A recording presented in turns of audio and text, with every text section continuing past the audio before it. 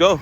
Let's go. As one Crookshank, your one and only Move Swiftly speaker, checking in for a daily Move Swiftly thought, giving your perspective on teamwork you will not get anywhere else. Where we do not teach you how to rise to the occasion. We teach you how to fall to your level of preparation. Week 2, baby. Week 2. Week 2, college football 2025. My Michigan Wolverines got the biggest test, got a big test in Norman, Oklahoma tonight. The kind of game that your one and only Move Swiftly speaker lives for. You got Brent Venables on the Oklahoma side, known as the defensive coordinator, the defensive guy, the defensive coordinator for many years at Clemson that, coordinated and coached up those great defenses that they had back when Clemson was competing for national championships on the regular. Then you got the O-lineman, former OU Sooner at that, Coach Sharon Moore on the other side, who now is the head coach of the Michigan Wolverines. And it's about to go down. The first big test, I believe, for both teams in a while in terms of playoff contention, in terms of getting themselves back in that national championship standard that both programs look to achieve year in and year out. All right, they both got the Jordan brands. It's going to be a fun one. It's going to be a fun one. Hopefully the Michigan Wolverines come out victorious. Now, as far as the test and the keys to the game, I'm going to go back a little bit to what I said last week going into the New Mexico game, because I think the fact that Michigan got dropped down in the rankings to 15, it's worthy. They did not look as good as I would have liked. I think anyone that is knowledgeable enough about the game to say, look, man, you should have blew out New Mexico. They let them stay around a little too long for my liking personally. However, at the same time, this was Bryce Underwood's first ever game as a true freshman, first ever start as a true freshman, and he showed some very impressive things. And the keys to winning this one today, I believe he's got to do more. He's got to do more. And I say more, I don't mean necessarily more in the passing game, but the keys to victory when you're talking about games like this where you got both head coaches that have the mindset of, front seven first, play defense and allow the quarterback to to be the playmaker that he is after you've set a solid foundation for him. Again, they got a great guy over there at Oklahoma as well,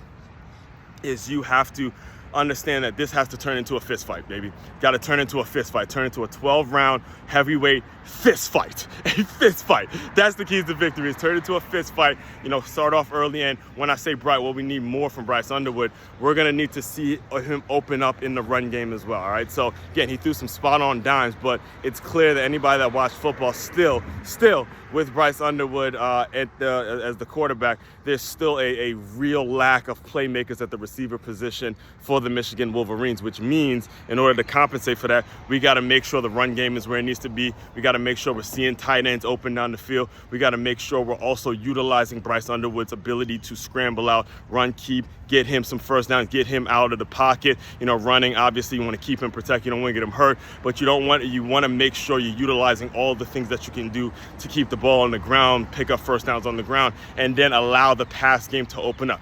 That's how we win today. We win today based on, again, getting a solid ground game, allowing Bryce Underwood to be Bryce Underwood, get his legs involved in certain things, allow those two running backs between Jordan Marshall and Justin Haynes to go ahead and beat him, play great defense, which I don't doubt that we're going to do. I think we're going to manage the game pretty well defensively, seeing the linebackers, especially that bullshit targeting call once we get my guy back in, Byron, once we get him back in. Once we get him back in the second half, we're going to really lay it to him. So the key to victory, again, just keep it close, keep the ball consistent, keep the ball on the ground, and, open up that run game and just manage the game. It's going to be a hostile environment. Oklahoma wants this win really, really bad. They really, really need this win. So the fans are going to be pumped up. The energy in the stadium is going to be absolutely insane. It's going to be like something that Bryce Underwood has never seen. So we got to manage the road game, keep it close throughout the game, and then go ahead and take them out in the focal. If we keep it close and we keep control of the game, ball control, all that kind of stuff, then I believe that we will come out victorious and leave Norman, Oklahoma with a 2-0 record. So again, we'll see what happens tomorrow. I'll be breaking out all of this in Final Whistle Sunday, the debut of Final Whistle Sunday. Yesterday we had First Whistle Friday, and obviously we're gonna see what happens in the games and all that, and we're gonna break it down on the live stream and all that. So make sure you comment and liking, subscribe, and sharing this channel out to anybody that is a business owner that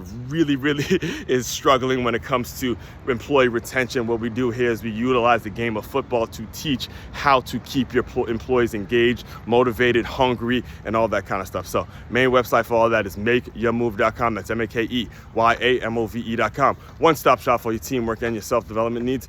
As one Crookshank, your one and only Move Swiftly speaker checking out. You guys continue to move swiftly. We will talk more soon.